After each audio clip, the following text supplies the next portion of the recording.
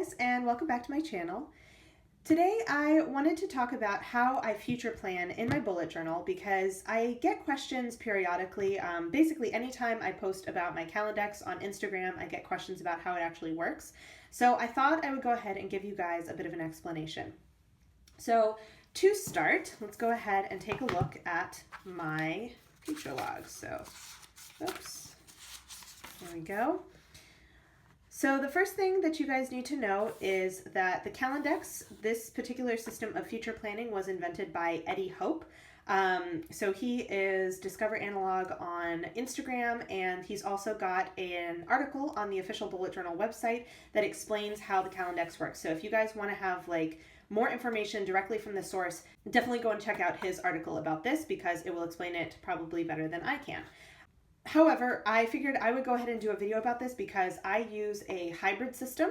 So I actually use a Calendex and a future log. So this is the kind of traditional setup of a future log that Ryder Carroll suggests on the bullet journal website as well. So if you go and check out future planning on the bullet journal website, you'll kind of see an explanation of this.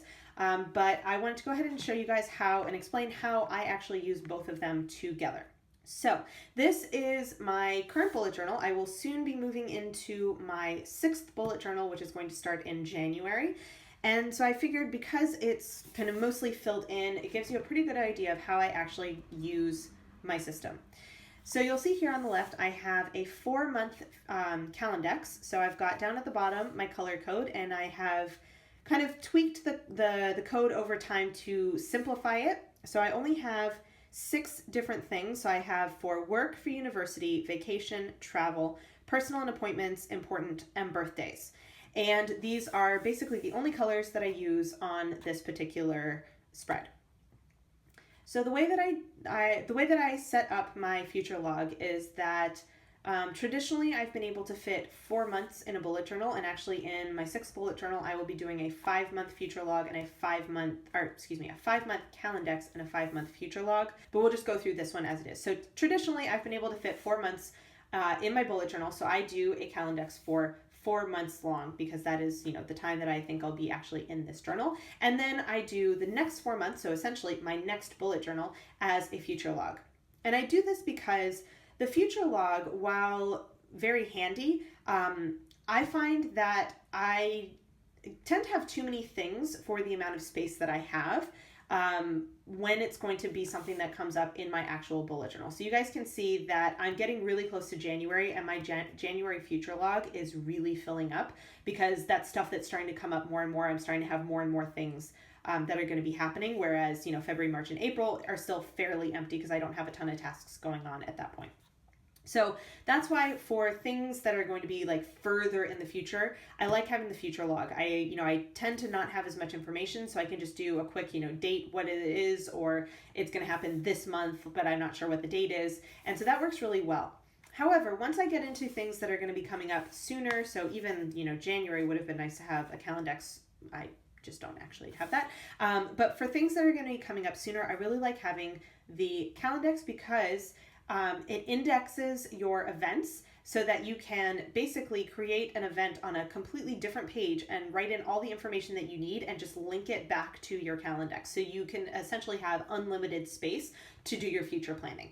So to show you what I mean, you will notice that I have a couple of different things on my Calendex. So I have a couple of different just little letters, and those represent recurring tasks that I don't need to have a Calendex item for, but I also, when I look back at my Calendex, I know that I have something going on that day. So for example, the J is for work and the I is for university. So those I just go ahead and put in advance as soon as I know them.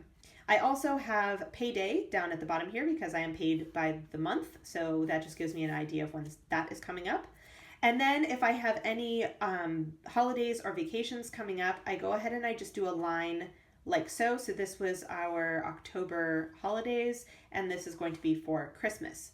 So for example, you'll see here on the October holidays that I had vacation, but I didn't actually travel. So I just have a line blocking off that I'm on vacation, which means that, I don't have work, all is well, but I have a line here because I'm going to be traveling for Christmas. And you'll notice that I actually do have a Calendex item attached to here, but I just did it at the beginning, and then it applies to this entire line. And you'll see, go ahead and shift, you'll see that I have the end of my trip here, and also I've got the Calendex as well. So that's how I use the initials and the money symbols and the lines. As for the actual squares, so you'll see on these little kind of gray boxes, these are actually just birthdays. So I just mark it in with the person's name because I don't really need to know anything more than that. I just need to know that I have a birthday coming up. And then you'll see the boxes where I've got the little numbers in them.